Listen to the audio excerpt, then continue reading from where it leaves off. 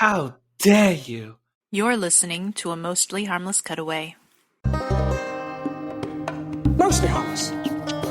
Mostly harmless? Oh, come. I think that's pretty good coverage for a disintegrated pile of rubble.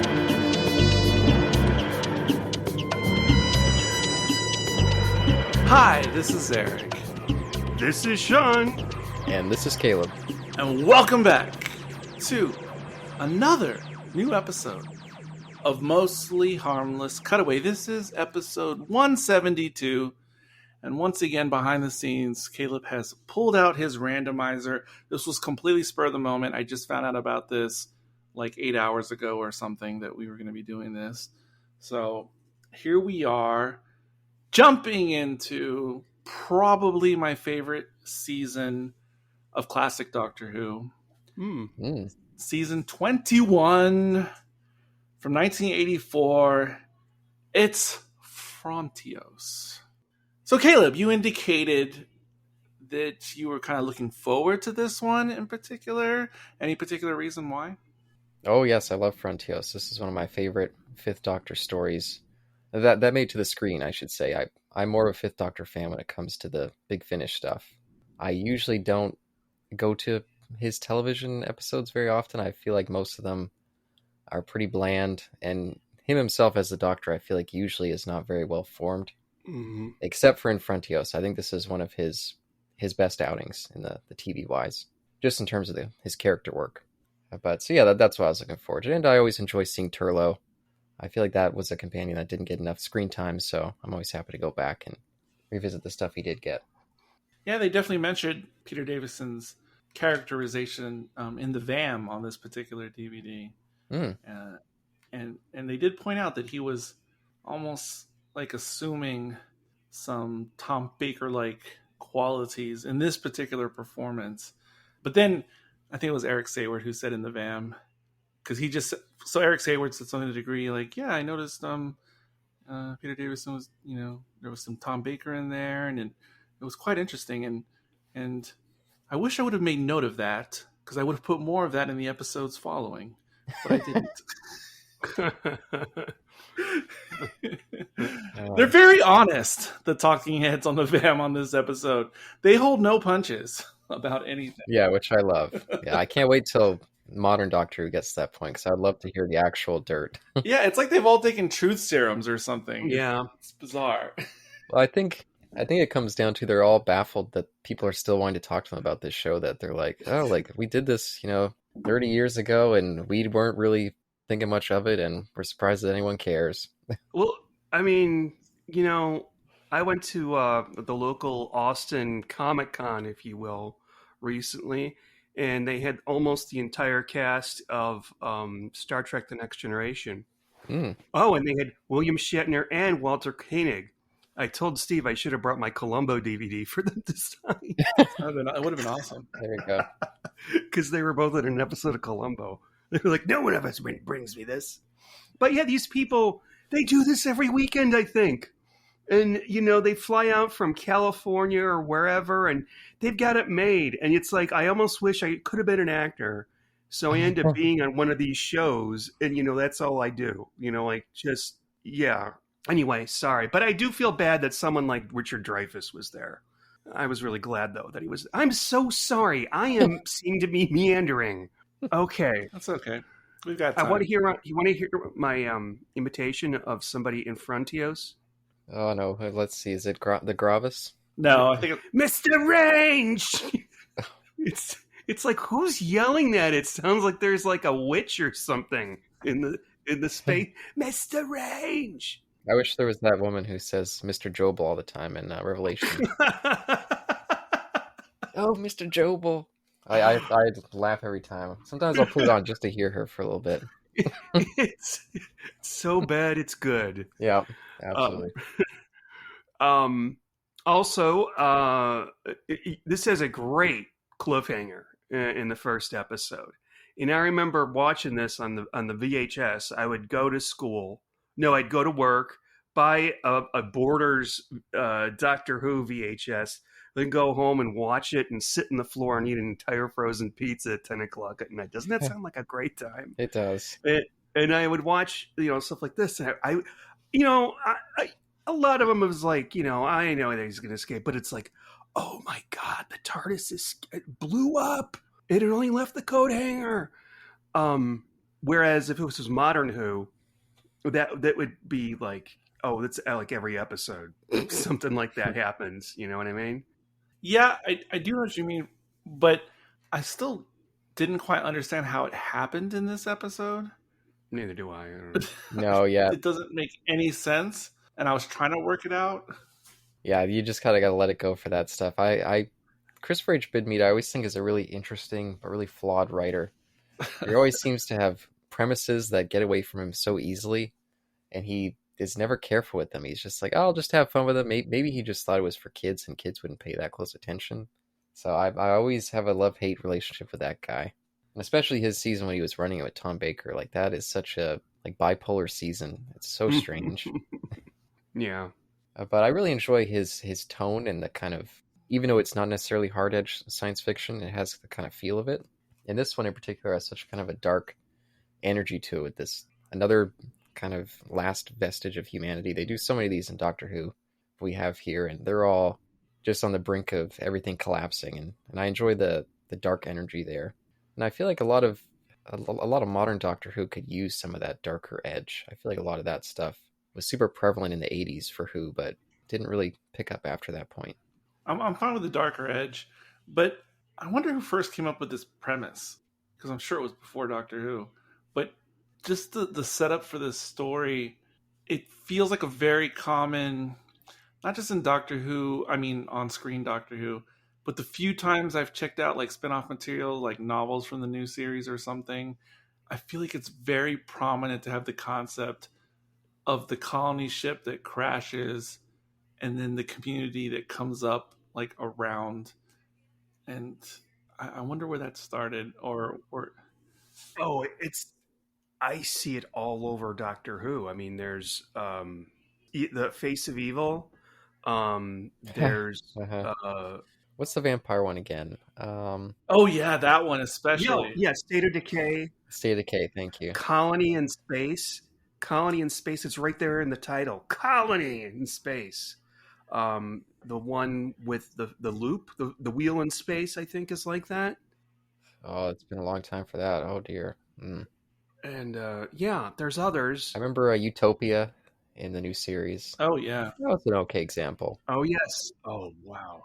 Yeah, definitely an example. Yeah, an okay episode. That one had, I guess, a bit more of a darker edge. Actually, a lot more of a darker edge. When I think about it with the, well, maybe that was more in the second part. Oh God.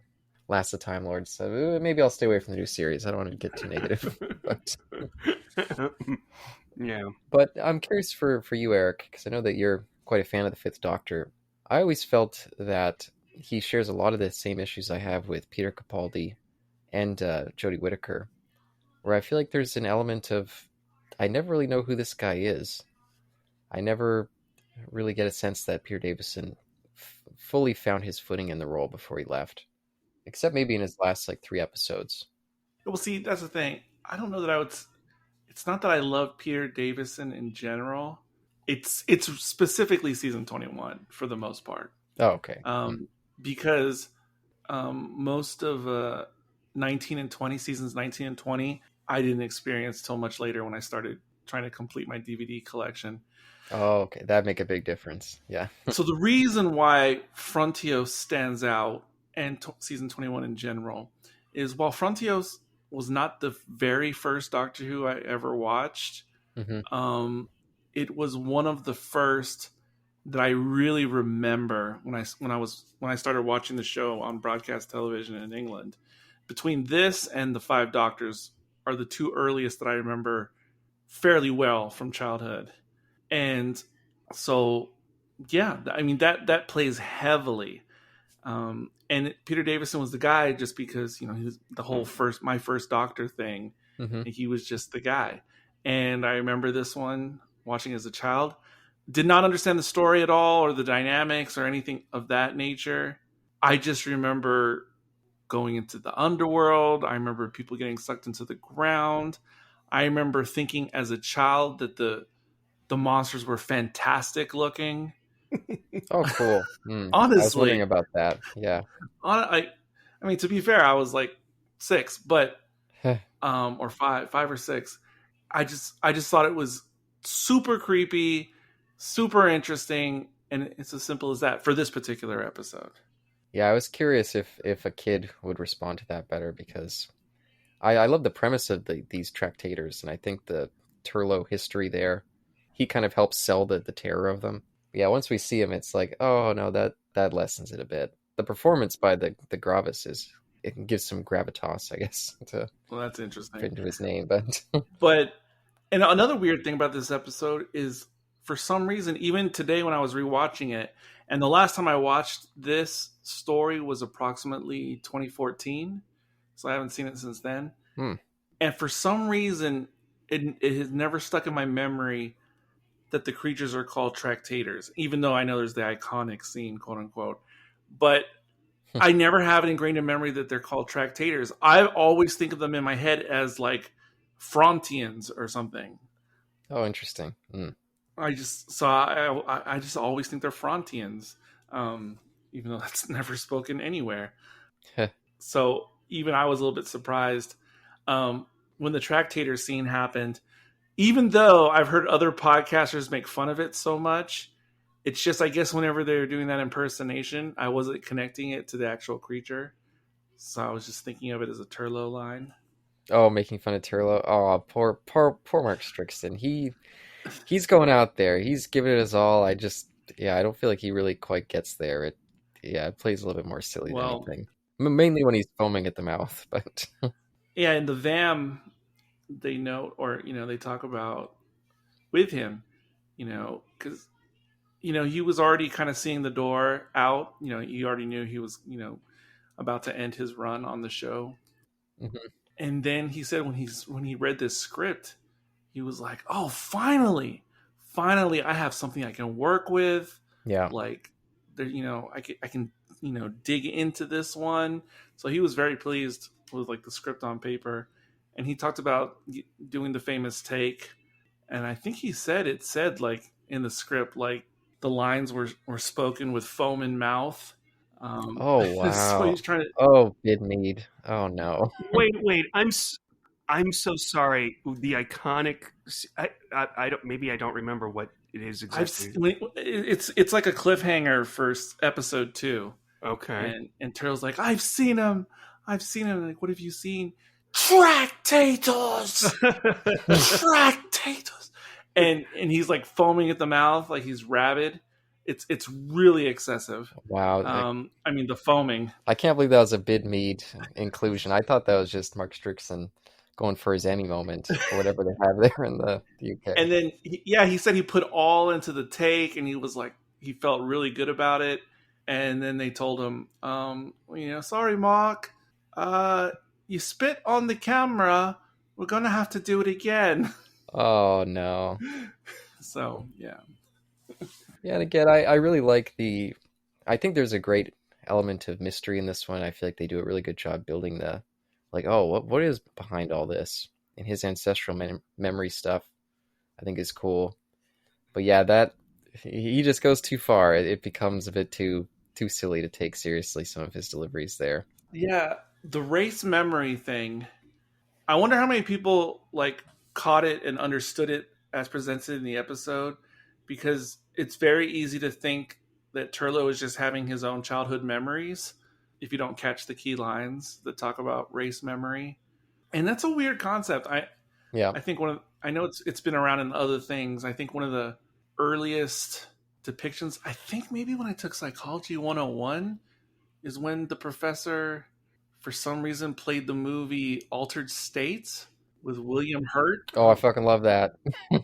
Fucking love that movie. With William Hurt from like 81 or something. Yeah. And that was all about race memory. I think that concept was probably pretty hot at the time. It's probably like in a lot of science fiction in the late 70s, early 80s. Just a weird thing to watch in Psych 101. Wasn't it in like the Silurians or something?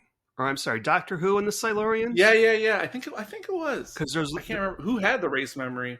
It was like Yeah. So, like one of those technicians went downstairs or underground, and Oh. then he was like raving mad Yeah. and drawing like cave pictures and stuff. That sounds correct. Yeah, I believe you're right. Weird. Yeah, because it would bring out like the ape-like or Neanderthal-like race memory out of humans. I may be completely wrong, but that's I think you're right. I mean, I don't have good memories of that right now myself. That story, but I think you're right. God, I can't wait till I can work from home again so I can watch all this stuff. Just want to say a big hooray to one of my favorite names in all of Doctor Who, Plantagenet. Plantagenet? It's pretty cool. Pretty cool title. Yeah. Yeah. It's his title or his name? I thought title. I thought it was his title, but maybe it's unclear if you just look at the script. But it definitely sounds like a title. Maybe it is his name. And I had to look it up. Well, that's a damn interesting name because it works better as a title. Yeah, because they always refer to the previous leader as just Captain Revere. So that is true. Who they definitely very much revere. You can see his picture all over the walls. I had to look up the origin of the name. And it was the prevailing British monarchy family from like the middle to late 12th century up until the end of the 15th century. It was the Plantagenet. What are they? Monarchy? Yeah. And the name itself comes from the Latin or French name of the flower, which is like the Plantengi Jenny or whatever. Which is a yellow broom flower, which looks like a yellow bluebonnet, if you know what a bluebonnet looks like. It looks like a yellow bluebonnet, and that's what that flower is, where the name comes from. Yeah, but for the Plantagenet character, I quite like his role in this. Having just come into power, he's this young guy, and I like the fact that even though everyone's in a really shitty place, the human folks, there's no one who's like just a flat-out asshole who's like, oh, here's the human villain that we're supposed to, despise and want to see them fail. They throw in a lot of those guys in Doctor Who. I like that all these folks are just trying to do their best in a bad situation. Yeah, I'm trying to think of other examples, but yeah, you're right. Like Plantagenet, he comes off a little bit as maybe, but turns out that he's okay because at first he seems like a coward and he doesn't want to do anything and he's lazy. In fact, when they first see him, he's like sitting up on like a throne or something. He looks like stereotypical king on his throne. Yes, I had one of those moments where what do? Just sit there all day and just hope someone comes in with something. Yeah, and I think it's kind of a problem because they don't really make it clear how long this has been since that initial scene. But I think it's only been maybe a few days since the dad died. So he's probably just sitting in there terrified that anyone's going to come in and ask him for orders because he doesn't know how the hell to run this place. Oh, there is one thing that I forgot until I saw this again. And that is when, speaking of the dad, the creepy fucking, whatever you want to call it, the robot that it becomes. What is it called? Oh God. That was pretty creepy. Like, I want to call it the grinder, but I know that's not correct. Yeah. It looks like, it doesn't look like his body's in there. It just looks like he's been beheaded and they put his head on there. So, he looks like Ned Stark or something. Yeah, I feel like that's an image that would scare a kid. Just seeing that would put up disturbing ideas in your head. Mm-hmm. I was weirdly thinking of Pike in the original series when he's in his full body wheelchair. Like if Davros's enclosure went up to his neck. Yeah, that's fair. That's fair. And also the device, which I had forgotten until I was watching it today, for some reason reminded me of were they like waste robots in Paradise Towers? Yes. They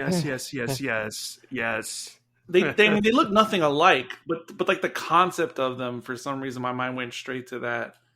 No, I know. It's Modern Who, Voyage of the Damned, absolutely, Max. Like I was definitely thinking of that. That's what I'm like, it reminds me of something. And right now I was thinking maybe it was that Pertwee episode with that weird thing in the aquarium. No, it can't be that. I don't remember what that character's name was. Yeah, well, this one's has a much more sad, kind of creepy element. In Voyage of the Damned, that is just some camp. That's some silly stuff. Oh, yeah. Oh, it is like Max, but see, I have that episode mostly blocked from my mind, Rightfully so. Yeah. which is why I was not really able to bring that from memory. Sir. Oh, I love it when we see Tennant flying in his Christ pose as an angel. Oh man, it's moments like that where I'm like, oh yeah, RTD come back. That's not exactly. You never know what we're gonna get. To be fair, I have that image tattooed on my left buttock, but I didn't know what story it came from. There you go. There you go. Buttock.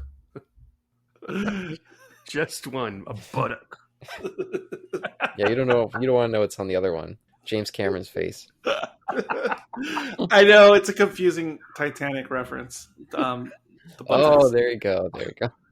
Paint me like one of your French girls. Oh. Oh no, I know. It's a tattoo of it's like Kate Winslet when he paints her, but instead of Kate Winslet, it's one of the characters from Avatar. Oh no. Or it could be the same body, just put James Cameron's head on the top. That's when it gets real strange. How dare you? How dare you? He said in his best Greta Thunberg voice.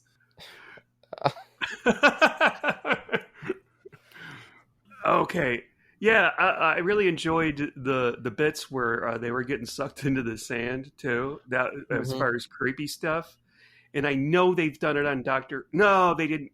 They did it in that last Colin Baker story, I think. But for some odd reason, it looked really shitty there. But the older one looks better. For some reason, you got me thinking about that episode we did. Was it 2 years ago now for commentary? The series 10 with Hercule Poirot and the wood creature. Oh God. Oh yeah. Knock knock. Was that 2 years ago? My goodness. I hope not. I don't know. It's been a while since we did that one. But I like when that cockerel guy, when he was getting sucked down right before it failed, and they're like, "Oh God, if he can not get sucked down, then he could do anything." But I thought when he was getting pulled down, he was selling it really well. I was like, "Oh, that's another kind of scary moment for us here." Cockerel knows how to suck. Oh, I felt like that was coming. Suck that cockerel down. That's what she said. I figured it's gonna pop at some point. Wow. But I like that guy's role too. I mean, I guess he was a half bad guy, but I mean, he's just dealing with a bad situation too, and trying to lead the remnants. So even him, he wasn't a full asshole. I like that. So here's a question. I don't know if this was on the van, but the Tractators, were they on little like dollies or something, or little carts in there like Daleks, or were they like? It looks like they might be scuffling along, like their legs don't, Yes. so they're like making little tiny baby steps. It looked like that. Yeah. Yeah, I didn't see it in the van, but I'm pretty sure they're scuffling along. Yeah. What is in the van, though, in regards to the Tractators? Like when you go to get the toilet paper and it runs out. I'm sorry, go ahead. Oh no. Wait, what? Oh, Let's move past this. Let's move past. Oh, okay. Keep it going. So, but what is mentioned in the van is because, the Tractators were inspired by actual pill bugs, because what's his nose found some like in his bath, in his home, in his flat at the time, Bidmead. So because they were inspired by true pill bugs, or wood lice as they call them in England, besides roly-polies, he imagined the creatures being very flexible and like very movable and bendable. So they actually went out and hired like a troupe of professional dancers Oh to no. play the Tractators. And then Peter Davison was talking about in rehearsals, it was fantastical because, no one was wearing costumes, but for 10 days they were rehearsing the story. And he was talking about how the dancers had all these like crazy movements and like body gestures as they were rehearsing face to face. But it wasn't until like day of filming when they actually saw the costumes and actually put them on for the first time and realized that you couldn't really move at all, just the two flaps. The dancers couldn't really do anything. Yeah, so it turns out they spent money on dancers for nothing. That's where you need a producer who's not more out there, just talking interview magazines and paying attention to all those things. Because that's one of the things I say about JNT is half the time he wasn't around for a lot of the shooting stuff. He was out there promoting the shows, and so he'd fuck up on those kind of details. Good old JNT. Mm. Why are you laughing? I just wish I could see the dancers like seeing the costumes for the first time. And Yeah, which one of them cried first? Yeah. It was like, yeah, well, and the puppet show. It's us and the puppet show. They probably had one of and those. then they said like in between takes, like they couldn't even breathe inside the costumes. So they had between takes they would put air hoses like into the suits, pumping in air just so they could breathe. Between takes? Yes. Okay. I don't know. Hold your breath. Yeah. This scene's gonna be 2 minutes long. I wish there was B-roll of them just like passing out and falling over. Oh. I did think it was funny when they're going, it's Turlo and that Norna girl. And they're down there, and the Tractators are right behind them with their backs to the wall, and they're like, oh, what's going on down here? And they walk right past, and the two turn around and follow after them. I was like, how do you not see those guys standing there? Like, that is just distracting. Oh, that's a classic Doctor Who trope where they can't see things beyond the edges of the screen. That's massive, especially in those 60s episodes. Yeah, and that is why that's a reason I'll praise Peter Davison again, and whoever's doing the voice acting for the Gravis there. I think in that last episode when he's just hanging out with the Doctor and he's almost showing off, like, oh, look around at all the wonderful stuff we're doing down here. Let me tell you my plan. The two of them have that kind of fun little casual dynamic. I even kind of forget the bad effect at that point. I'm just kind of accepting the characters. I'm mostly fine with it. Their faces are a bit like overwhelming. I think design-wise, but no, yeah, it's easy for me to look past. Yeah, like I mean, or maybe it's nostalgia talking. I never really had too much issue with the look of them. I think it's more the background ones. The background ones look silly, especially when you just see them kind of standing and trying to walk. It's like, oh no. Yeah, there's this one scene where the character, I think it's Mr. Range, he's like backing up and falling into one, and you can see it like sort of like bending in. Like it's a black pudding, like one of those. I remember that stuff. It made me think of Christmas. But talking about like the background creatures, that reminds me of watching the '60s Planet of the Apes films. Like the hero apes, they have like the really expensive costumes, face masks, and whatnot. Yeah. But if you keep an eye out for the guys just randomly in the back, you'll see they have the shoddy ape suits. Oh god, really fit on their faces correctly. Yeah, if you watch Beneath the Planet of the Apes, there's this terrible scene when the apes are doing, or the chimps are doing this little like protest. It's embarrassing, like 60s reference. Some of them just look like they're wearing like paper masks. That is horrible. That is just a nightmare. Ben Cooper masks.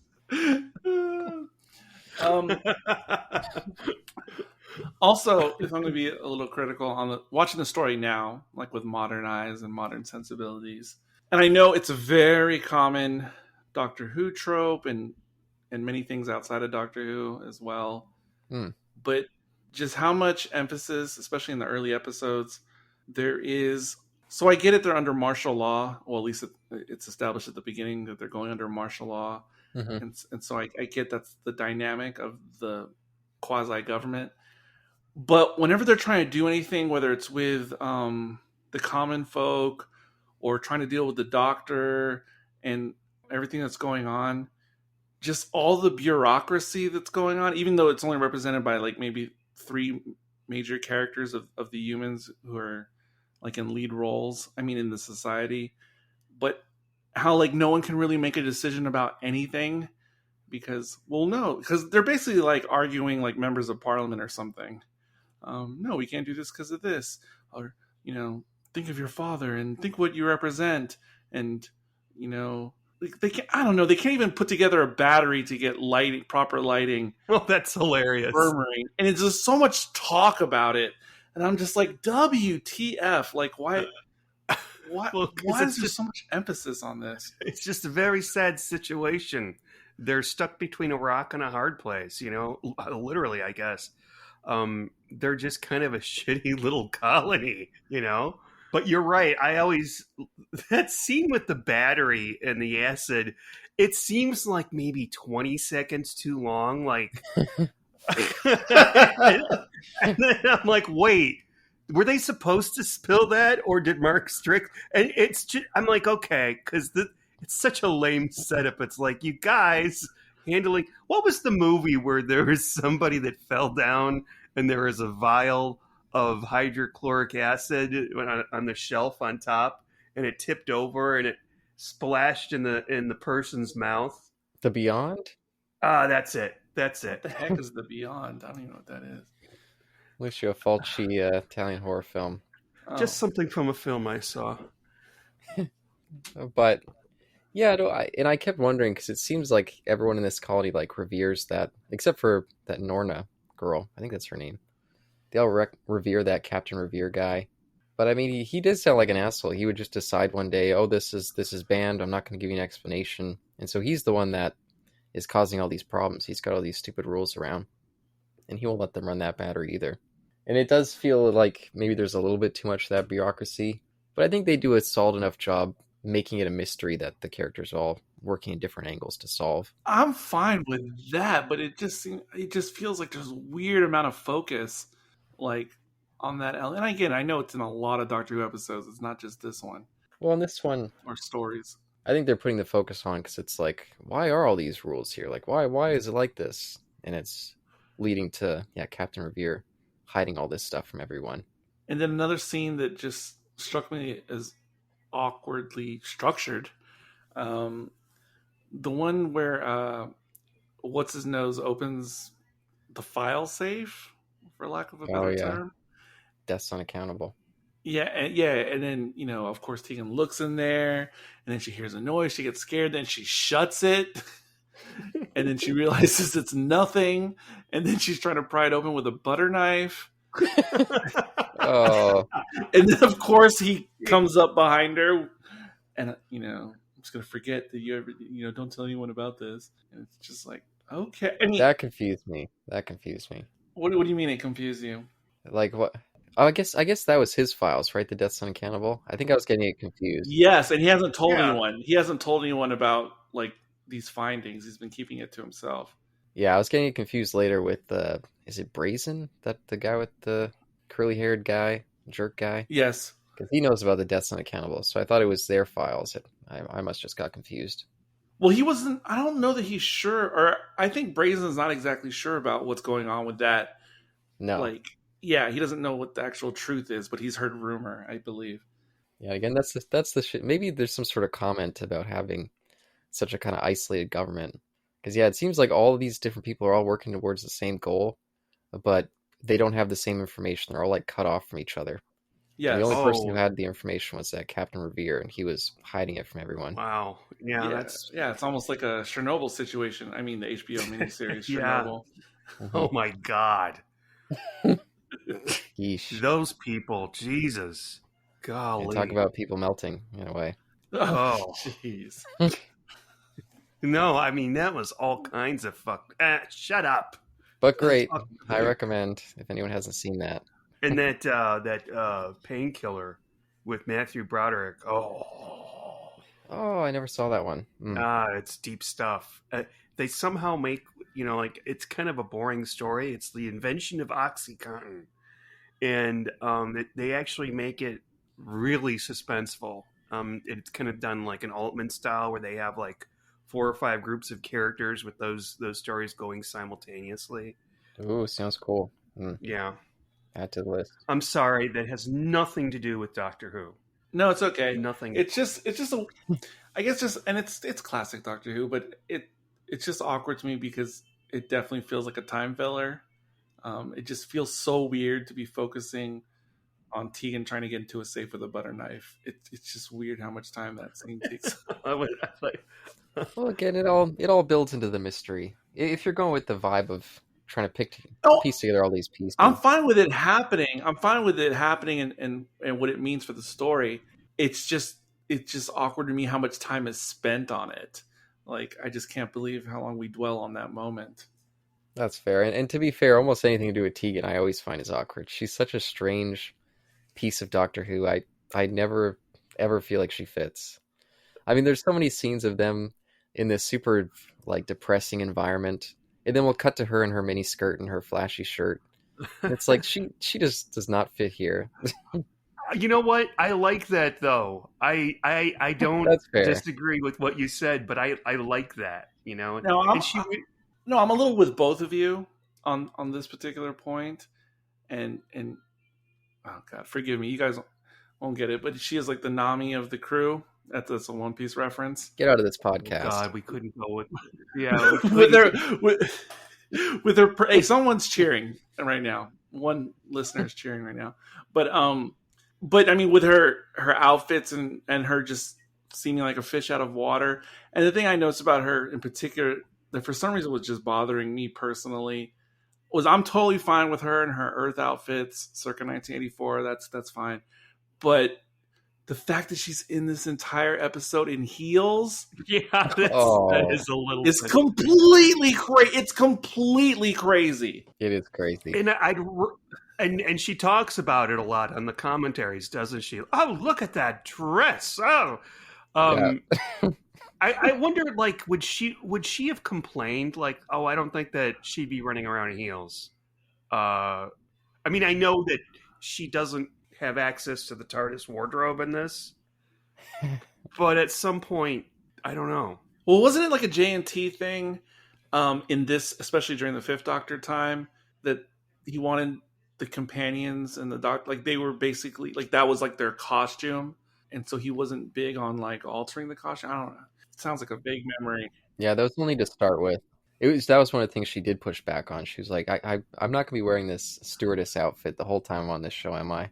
And so they moved away from that. But like, especially the type of terrain, etc., in this particular and catwalks in this episode. Yeah, it's crazy. And then to just be in heels, that is like it's unfathomable. Like other aliens would just be like, "What are you doing? Like, what are those torture devices? Did the Doctor put those on you because you're like his like slave of some kind? Like, why are you forced into that footwear in this rocky terrain? It's oh my gosh, it's insanity."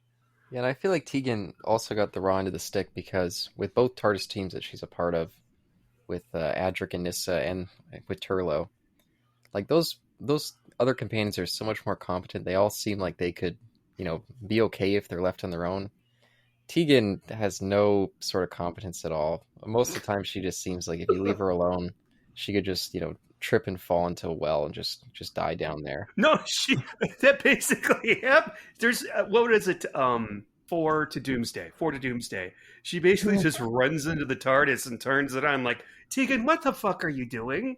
Yeah, that's the one where she could speak. I forget what the language is, but out of nowhere, Aborigine, I think she says. That was her bit of. Yeah, and there was another time. There was another awkward moment of extending time in this story, which really bothered me. I can't remember exactly when it happened, and I was going to write down the particulars of it so I could recite it accurately, but then I was like, why am I going to put this much effort?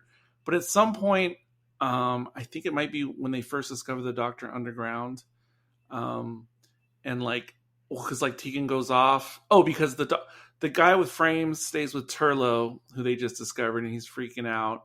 And the Doctor's like, well, okay, I'm going to stay with him. And then Tegan's like, well, I'm going to go get the Doctor.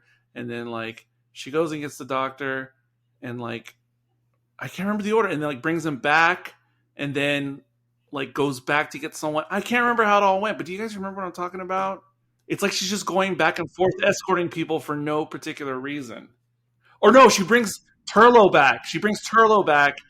Doctor watches, and then she goes back to join the Doctor. But she does it multiple times, just going back and forth. And when most of it was completely unnecessary. Yeah, that definitely felt like some padding there. Absolutely. And they always give Tegan those kind of just like busy work stuff. They're like, we don't know what to do with this character, so just do that. It makes me feel bad for her, but at the same time, it's like, it doesn't make me like the character, even if I feel bad for the actress. Oh yeah, Well, think about what they did with Nyssa and like Kinda. Oh, she has a headache. Let's hook her up to the headache machine for 4 episodes and have Tegan carry the whole fucking thing, because she basically does. And she's great in that, by the way. I love her in Kinda. But yeah, I couldn't. And I think she's even better in Snake Dance. That's fair. Yeah.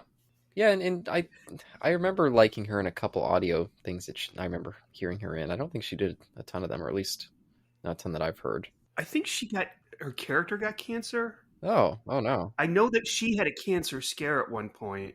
I don't know. Okay.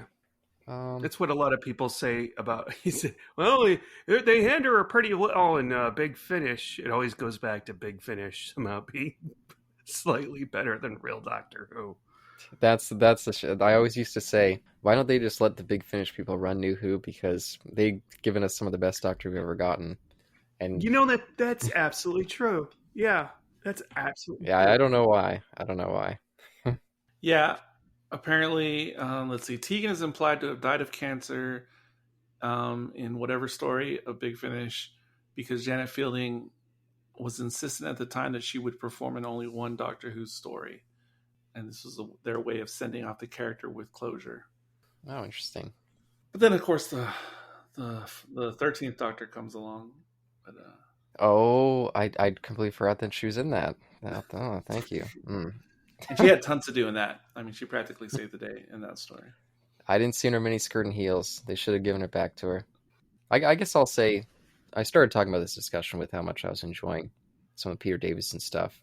It does make me sad that they didn't give him more, because I feel like he can carry those kind of funny lines really well. He's got a casual quality to it that I feel like it has a very different vibe to Tom Baker, even if some of the lines are similar. Yes, and I appreciate those glasses that he was wearing too. Yes, thank you for bringing that up. I don't know. I think he only wears them in like one other episode. Maybe Logopolis? I may be wrong there. Yeah, maybe when he sat up. No, I'm sorry, Castrovalva. Sat up with the white. The glasses on.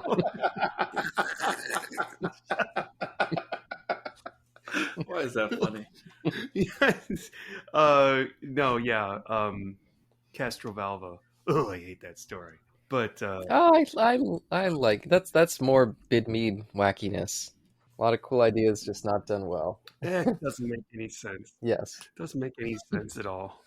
What was I saying? What's going on here? No, you're talking about Peter Davison and the glasses. Oh yeah, that's right. And the glasses.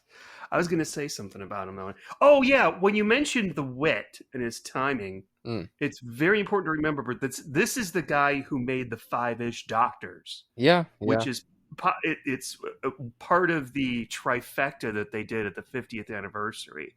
So he has that in him, you know. I mean, he's been in Legally Blonde on stage, you know. Oh, he played a professor, I think, a law professor. He couldn't go to Gallifrey because he had to be in Legally Blonde, and Janet Fielding and Sarah Sutton were there. And what they did was they put together Peter Davison. I almost fucking said Pete Davidson. Yeah, I heard Shame that. on you, sir. Yeah, you did. Shame on you. Could you picture him in the outfit with the celery? I don't like to picture him at all. I think he's freaky looking.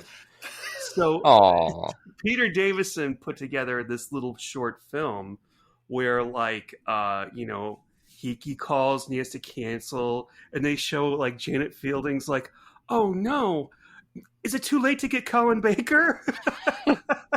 That's not bad. And it ends with him like going home and like he's complaining to somebody. It ends with David Tennant is in it, and I can't remember shit. Anyway, that sounds fun. Oh wow, the other prominent appearance of the half specs on the 5th Doctor is actually from the Red Nose Day special, the little Titanic interstitial when he meets David Tennant's Doctor in the console room. Time Crash or whatever it was that it? Something like that. Yeah, that's where he sports the identical lenses again. Yeah, they should have used that more. It gives him a more serious edge, because that's one of the things I always feel like the 5th Doctor is. He just kind of almost feels like someone playing dress up at times in the role. Yeah, well, because he's so young, and that's what Matt Smith did better. Yes, definitely. I mean, isn't Matt Smith the youngest character? Yeah. And I feel bad because I like Peter Davison a lot. Actually, William Hartnell. Hey. Yeah, makeup back then. Yeah. Or actually, it was all the smoking back then. Yeah, damn. Age of fast. Yeah, he's actually 24 years old. It's season 1. Actually, I'm almost his age. No, you're not. Or wait. No, JB that I do the podcast, Doctor Who Gives a Fuck with, he's the same age as William Hartnell when he started to play the Doctor. So that means I'm not. Yeah, just since you're mentioning Hartnell, I was going to say one of these actors, Brazen, when I saw him on screen, I was like, oh, wow, this guy. Because back last time I watched this, I hadn't watched any of the Carry On films yet. But I've been going through those, and he pops up as a regular through a number of them. Really? So I was like, oh, there we go. Yeah, and of course, William Hartnell was the main villain in the first Carry On film, Carry On Sergeant.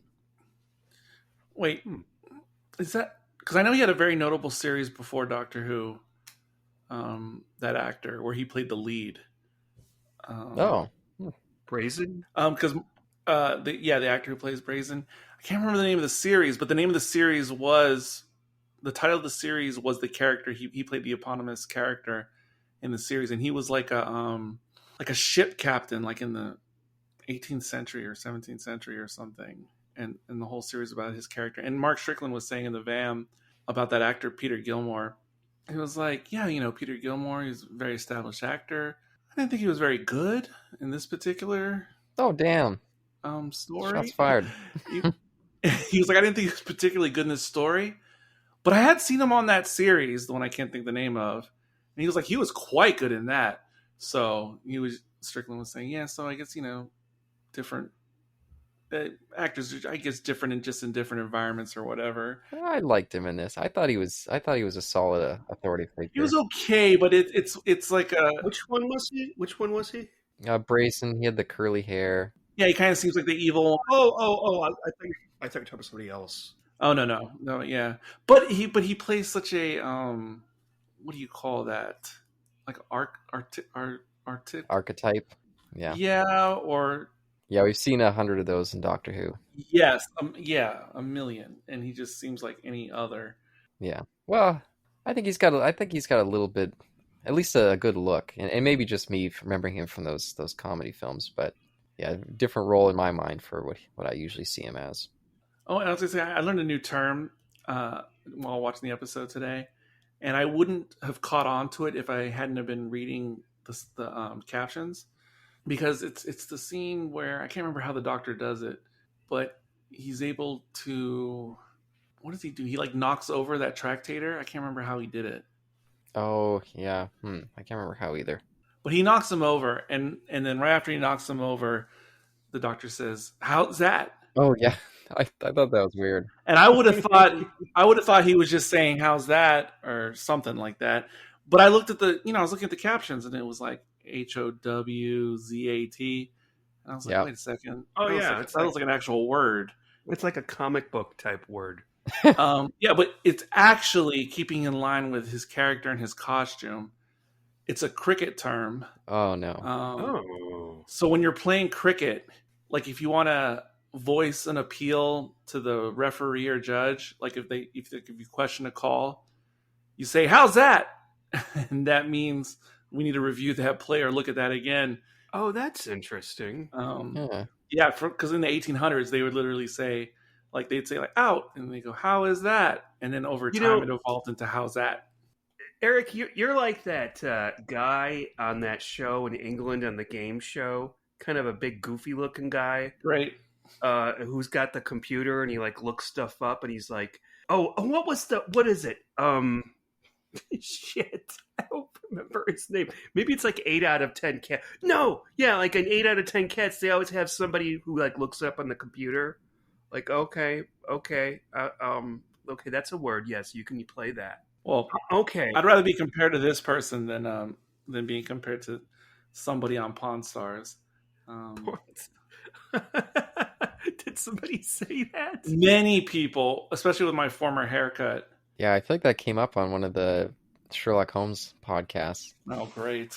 I think, Josh was comparing it to some guy in there, I think. Yes, I almost don't even want to speak his name. I'm trying to think of the name so I can say it. I think the real man's in prison now. Oh, no. I have no idea what you guys are talking about. I'd classify you more as the little kid in Up. Oh my God! What? Dress you up in a little like Boy Scout outfit, give you the orange. Oh cap. no, this is getting into Sean's What? personal thoughts that we don't want to know about there. What? The little boy and up. Yeah. Okay, let's where are we gonna go? Did you hear that Frontios buries its own dead? I thought that was a good line. Really? That's Another thing I wanted to make note of, and it's such a season 21 thing, but it's not just season 21. But definitely, I've always noticed it.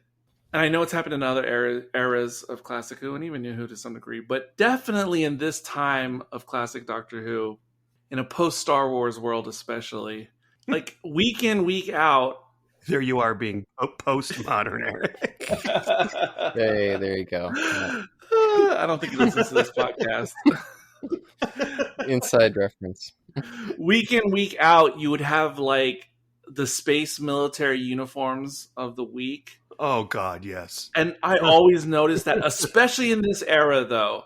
And I used to think, like, gosh, they do so many of these. How do they come up with a new one, like for every new 80s story? Like, and there's always like the leader uniform, the officer uniform, the junior grade, and then there's always the foot soldiers.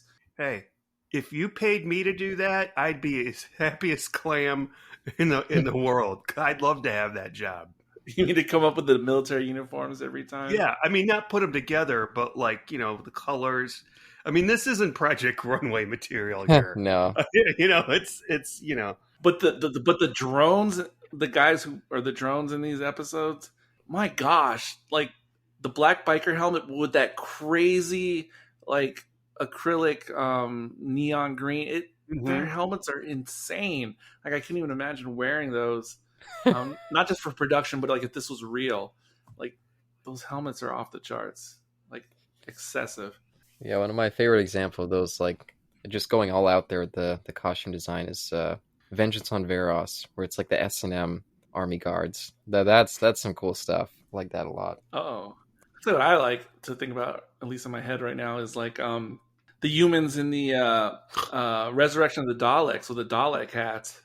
Oh, weird. I'm trying to remember that now. They're almost like samurai helmets, but they have like a little, TARDIS eye prong thing. Yeah, I'm having this thing where it's like the image is slightly hidden. I can almost see it in my head, but then it goes again. Oh, weird. That's another thing that even as a kid, I thought was cool and over the top at the same time. Which episode is that? Resurrection, the one that just comes like right after this one. Okay, yeah, because it's playing right now. In fact, I had to stop myself because I thought I was talking about it for a while. And I'm like, Sean's lost another world. What service are you watching where these things play back to back? I was thinking about that too. BritBox. Oh, okay. I've never. That's like practically the only streaming service that's popular that I don't have. Yeah, that. Oh, geez. Wow. They've got a lot on there. And, certainly. Yeah, and they have about 95% of classic Doctor Who. There'll be an episode here or there, or a story here and there that's not available, but they've got lots of good stuff. I mean, they even have like the 5-ish Doctors, you know, and more murder. BritBox has more fucking murder mysteries than Cabot Cove, Maine. It's nothing but mysteries. It's like, wow. Yeah, the Brits love that shit. I mean, I love that shit too. And maybe they'd love this shit because this has a lot of mystery to it as well. Yeah. Oh, you mean Frontios? Right, Frontios. Frontios, yes. Yeah, and I've only got maybe 2 or 3 more notes. I don't know how much more you guys have. Not much. Yeah, one of the things that I was questioning, and it kept popping up throughout this episode, and I didn't really know what the utility of it was. But when the Doctor first shows up there, he's like, "Oh, you know, I can't help. You know, I can't be. That if the Time Lords find out I'm here, like I could get in a lot of trouble." And I like how they played it for humor, how quickly he turned around, and especially once they're at war, he just introduced himself. He's like, "Well, okay, I'm getting involved." But I was just like, why do they keep bringing this up? Like, what was there? Yeah, I was thinking about that, and you know, it's been ages since I've seen a lot of these stories. I mean, especially Fifth Doctor, etc. And I was wondering, was that like residual Black Guardian stuff, or like Arc of Infinity? Yeah, that's what I was going to ask. Was it part of a plot that I'm forgetting? I don't know. That's like the best I could think of off the top of my head. Yeah, either way, I thought it was a bit weird, especially considering how much the Doctor interferes. I don't know why this particular instance. It was almost like the Prime Directive. He's like, oh, they're too early in their development for me to mess around with them. I was like, what the hell? Maybe there was something said in the Five Doctors. I don't know. Yeah, and there was one other thing, and it was the music. Patty Kingsled's somewhat repetitive, basic kind of music. I don't know what it is about it, but I've always enjoyed it. Yeah, I thought it was fun. I just don't. Yeah, I just don't want the Doctor or classic Doctor Who music to like. All I ask is that it doesn't take me out of the story, and as long as that's happening, I'm not too critical. Oh, I can't think of any examples of that in Doctor Who. the gunfighters. Aww. Although I do wish they would release like the OST of Doctor Who and the Silurians on vinyl. I think I'd pick that up. I think that's pretty cool. But wait, what about Death to the Daleks? I hope I'm getting it right. I'm now that I'm getting older. I keep forgetting the names of that. It's the one with the. Is that what you're Grant? Yeah, I'm pretty sure that's Death. Because I remember that weird little guy that they have with them. Yes. Whatever his weird name was. Yeah, he was kind of creepy too. Yeah. And I remember there was I didn't know this all this time because I owned it on VHS, and they had for some reason on that story they had the omnibus version. I think it was because it was released by a different company that did them most. So I didn't realize that a cliffhanger in there was actually like, as somebody said in one commentary or documentary, it's basically your mom's kitchen floor. Yeah, I love that. That is so funny. I love that story, by the way, and John Pertwee's outfit and that beautiful purple outfit he's got on. I always wanted that. I want to do that cosplay, that outfit. But maybe one day we'll do some of that. I don't know if you guys ever did a Pertwee on the MHC feed. That's a good question. No, maybe not. Yeah. I remember Josh spoke at length about Day of the Dalek. Oh, that was an outtake, or that was a cut bits. That wasn't an actual episode. Maybe you can do the one with the. It's just a show for children. All right. Well, that's all my notes. So I'm ready. I'm ready for the rankings. I'll just add from the VAM that Chris Bitmead, he was very proud of his twist or turn in the story, which centered around the fact that the whole mystery is where are these attacks coming from, or these meteorites, who's sending them and where are they coming from. But you don't learn until midway or maybe 3/4 in, they're not actually coming from above, but they're being brought from below. So he was just very proud of that twist in the story. He spoke at length how like that's one of his favorite things in science fiction is a turn like that. So he was very proud of that. Yeah. And the set designer, he said it was quite difficult. The fact that this was all filmed in the BBC television center, all in studio, was very challenging, like limited space, budget, etc. But his favorite set that they put together for this one was that transitionary area where they could go from the ship into the underground. That was his favorite piece because it was bi-level, and they would shoot shots from below up and from up looking down. So yeah, that was his favorite set. And then his biggest lament was the scene when they're on like the outer hull of the ship, and there's just like a white cyclorama in the background, because he said because of the white cyclorama reflecting the light, it's impossible to see like the mist effect that they were trying to produce on set. But it's completely invisible in the final product. Because I was watching it earlier, and you definitely can't tell that there's any mist at all in that scene. And then I guess the final thing I'd like to say is that I found a character quite not unutilized, but not utilized as much as I'd like. Euthanized? No, No, that's what they do to the Gravis. I think of her. What is her actual title in the story? I think of her as like the magistrate, but I guess they call her the deputy. Oh yeah, Um, yeah, she's the one cool. Oh who- yeah, that was weird. that very brief trial scene, like Yeah. it barely goes on for barely 4 minutes, and then it's completely forgotten because I forget what happens. So she's just hanging out in the back office somewhere, and she doesn't come out and be a civilian. Okay. Yeah, but I had no idea who she was. But Alison Skilbeck, I was like, I like this lady. They need to bring her back as a companion, playing a different role, of course. I just thought she was quite fetching for 1984. And I don't know why she had. This reminds me of seeing Marilyn Monroe in Asphalt Jungle. She has a tiny scene in the movie, but you're just like, who's that chick? Who is that chick? Oh yeah, that's the same thing with. She was in All About Eve for all of 5 minutes, and it's like the screen is full of people sitting on a set of stairs, and you're just looking at her the whole time. You're not looking at Betty Davis or George Spencer or whatever his name is, George Sanders. You're looking at Marilyn Monroe because, damn, she wasn't in any movies, and it's rare that you get to see. Yeah, and if you I keep talking about Marilyn Monroe, ladies and gentlemen. Yeah, if you look at like modern posters and thumbnails of Asphalt Jungle, it's mostly just Marilyn on the cover, like in her classic Playboy pose with clothes on, and or like the mud flap pose, and that's kind of all you see. And it's funny because she's only in the movie for like 6 minutes. Oh, but there actually remember just one more thing I wanted to bring up All right. about the episode. Yes, Lieutenant, you're a very nice man, but you're trying my patience very much. What is it? Yeah, I was trying to remember what Dalek story had a similar plot with them trying to hollow out the interior of a planet so that they could use it for traveling around. Do you guys remember what story that was? Is that Planet of the Daleks? I don't think so. I think it was a 60s one. I think it was Dalek Invasion of Earth. Really? Was it that one? I think so. We're mining in that. Yeah, Oh, it God. could be that one. Oh, it is. It is the Dalek Invasion of Earth. Okay, there you go. See how quickly you found that information? I don't know. I have no Nice. idea how you did that. It was. Me It was. neither.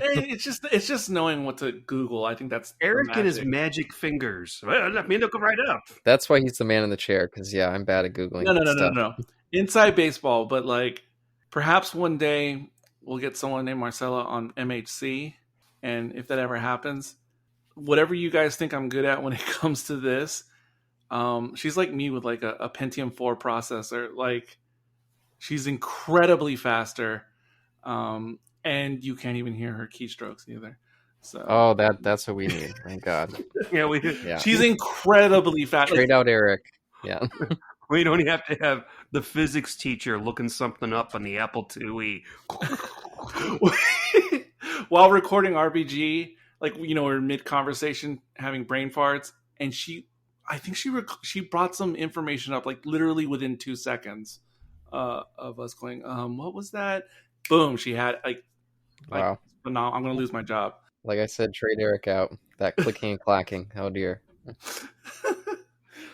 It's so funny because I have a silent keyboard like right here next to me that I just choose not to use. Oh, That's right. Oh, trying to drive us crazy. it's funny. It's really not that hot in here. I could have turned my fan off at any point.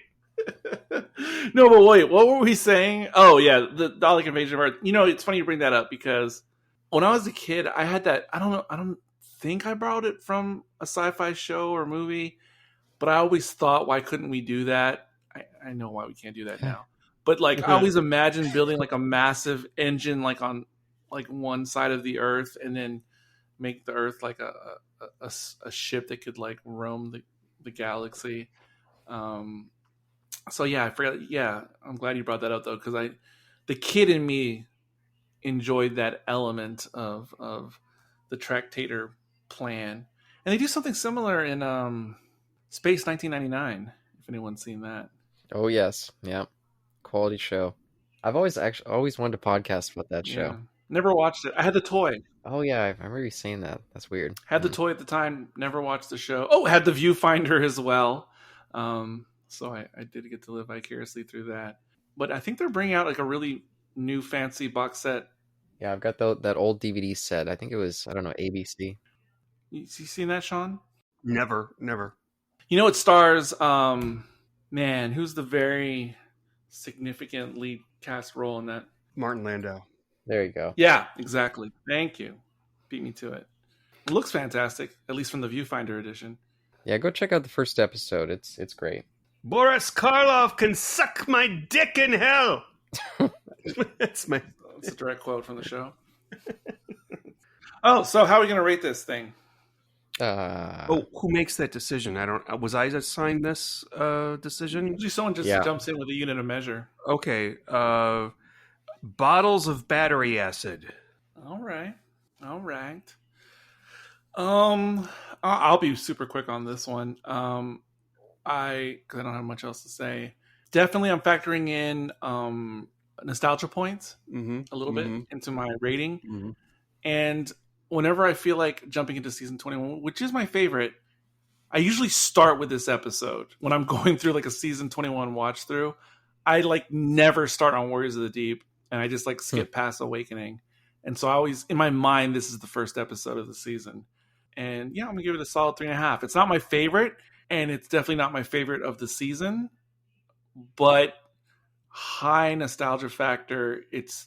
Like I said, it's this and Five Doctors where I really started to cut my teeth on Doctor Who. Nice. All right. Can I go next, I guess? Yep. Because what I have to say is not very thrilling. I agree with Eric, and I'll give it 3.5. Battery charts. Wow, I think that's the briefest ever by anyone. Okay, well, I'm just going to pull the gun out of my cloak right now. You're under arrest. All of you, I have a confession to make. I didn't watch the episode. I've just been watching it with the sound off the entire time we've been talking. Oh my gosh, throw this guy out, man. Yeah. I didn't have time. Eric DM me, we want to do an episode about Frontios tonight? I'm like, yeah, what else am I going to do? I got nothing else. Yeah, it's not like you haven't seen it a bunch of times, too. Yeah, I've seen it before, but there's a lot of stuff that I can't remember, but visually, it's great. Had all the creepy stuff. I'm telling you, that head on the machine was... I don't know why I didn't remember that, but that was pretty creepy. Oh, there's something else I want to bring up before Caleb gets this opportunity to rate it. I'm just surprised I forgot to mention just the like splintered effect of the TARDIS when it's underground. Oh, yes. I actually thought that was super cool, even though it doesn't make any sense. But it was actually, I guess, Bidmead, like when he first started on with Doctor Who it was kind of thing he was into, which was exploring more into the TARDIS and like the possibilities of the interior. Yeah. And that was another, when I was really going through a lot more classic Doctor Who, which was in like my middle school years, I absolutely loved, especially in this era. I mean, starting with like Logopolis, but this era of like going into the TARDIS and seeing all these other rooms and like, yes. I just always thought that was the coolest thing, which is part of the reason I loved The Doctor's Wife when we got to that in the new series. And yeah, just the way it's set up and like seeing the stones like intermixed and like the sets everywhere. Like it's such a far cry from season, 26, the final season, where we don't even get a proper TARDIS interior. We just get the console and like the black cloth. Yeah. Like it's like, really? Is it too expensive? Is it? But just like set it up or something. Anyway, I'm just surprised we didn't bring that up. Yeah, and just minor correction for you. I guess the exploring the TARDIS in that way more started in The Invasion of Time. Unfortunately, that's the one you want to forget. But... Wait, I don't have such a hate for that, and I actually thought it was kind of cool.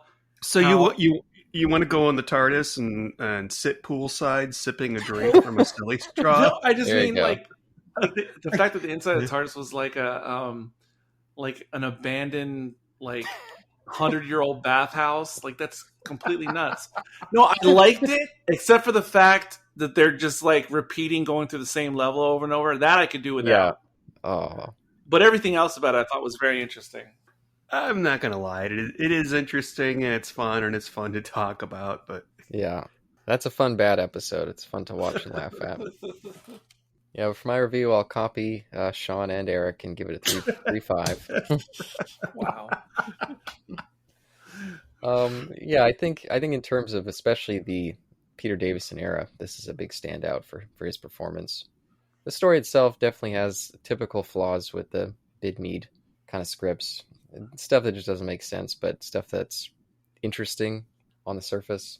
And I just enjoyed the more dour vibe. I always liked that in Doctor Who, That's so and you weird. get a lot of that in the 80s. You do. It's one of the reasons that I enjoy the Six Doctors era more than most people do. I just enjoy that filthy atmosphere. I agree. And that's, I mean, when you talk about the Fifth Doctor being bland, Yeah. even like he's bland. The way he looks, he's beige. It's okay. It's okay though. Love Peter Davison. Don't love his Doctor. Yeah, and he's too affable. Jodie has that issue too. Just too like going along to get along kind of vibe throughout a lot of his stories. Yeah. It's just like, oh, give me some edge, give me some Colin Baker. He's gonna slap you if you say the wrong thing to him. All right.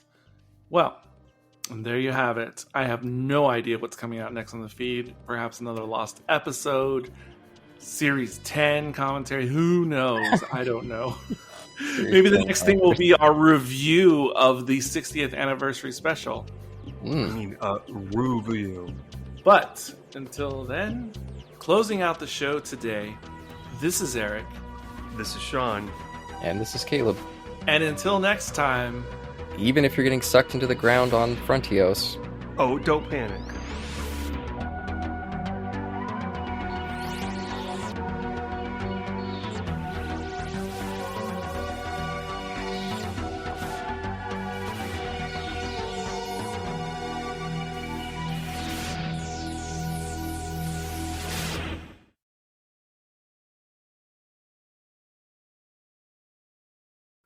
Oh, don't panic. sure. Leave it in there like that. Sure.